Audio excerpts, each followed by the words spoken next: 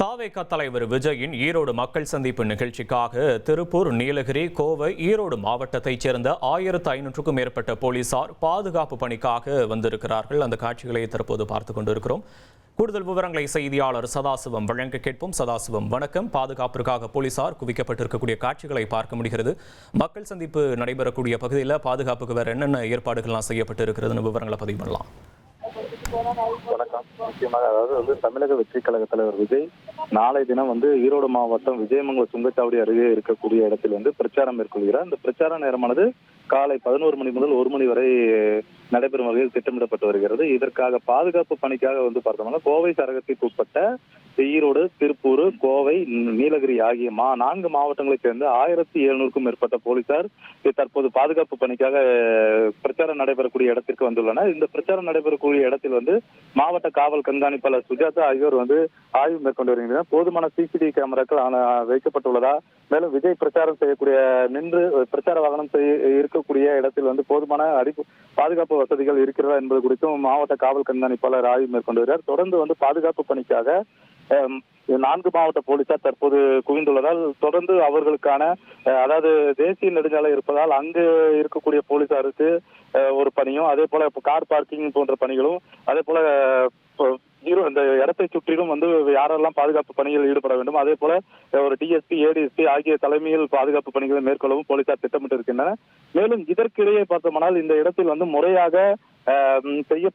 முறையாக நிபந்தனைகளுக்கு உட்பட்டு இடங்கள், கேலரிகள் அமைக்கப்பட்டு இருக்கிறதா என்பது குறித்து மாவட்ட ஆட்சியர் கந்தசாமி உத்தரவின் பேரில் ஈரோடு வருவாய் கோட்டாட்சியர் சிந்துஜா ஆய்வு மேற்கொண்டார். அப்போது பொதுமக்கள் மற்றும் தொண்டர்கள் விஜயை நின்று பார்ப்பதற்கான கேலரிகள் பணிகள் முறையாக ஒதுக்கப்பட்டுள்ளதா, போதுமான அடிப்படை வசதிகள் இருக்கிறதா, அதில் குடிநீர் மற்றும் கழிவறைகள் இருக்கிறதா, மருத்துவ குழுவினர் எவ்வாறு இருக்கிறன என்பது ஆய்வு குறித்தனர். ஆய்வு மேற்கொண்டனர். குறிப்பாக பொதுமக்கள் தொண்டர்கள் நிற்கக்கூடிய இடம் ஒரு கேலரிக்கு 3000 சதுர அடி, ஒரு நபருக்கு 5 சதுர அடி வரை போதுமான அளவு இடப்பரப்பளவு இருக்கிறதா என்பதை குறித்தும் வருவாய் கோட்டாட்சியர் சிந்துஜா ஆய்வு மேற்கொண்டார். மேலும் காவல்துறை தரப்பிடம் பாதுகாப்பு வசதிகளும் கேட்டறிந்தார்.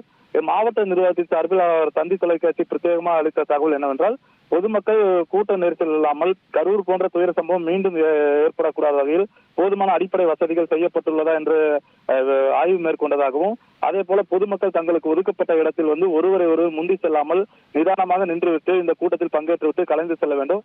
மேலும் குறிப்பாக போக்குவரத்து நெரிசல் ஏற்படாத வகையில் போக்குவரத்து போலீசார் போக்குவரத்து மாற்றம் செய்திருப்பதாகவும், இதனால் குறிப்பிட்ட அளவுக்கு வருவாய்த்துறை தரப்பில் எதிர்பார்க்கப்பட்ட நிபந்தனைகள் தவறாமல் தாவேகாவினர் பின்பற்றி இருப்பதாக வருவாய் கோட்டாட்சியர் சிந்துஜா தெரிவித்தார். விவரங்களுக்கு நன்றி சதாசிவம். இனி செல்லும் இடமெல்லாம் செய்தி. தந்தி டிவியின் வாட்ஸ்அப் சேனலை ஃபாலோ பண்ணினா செல்ல இருக்கும் இடமெல்லாம் செய்தி. இதோ QR கோட் இப்பவே ஸ்கேன் பண்ணுங்க, ஃபாலோ பண்ணுங்க.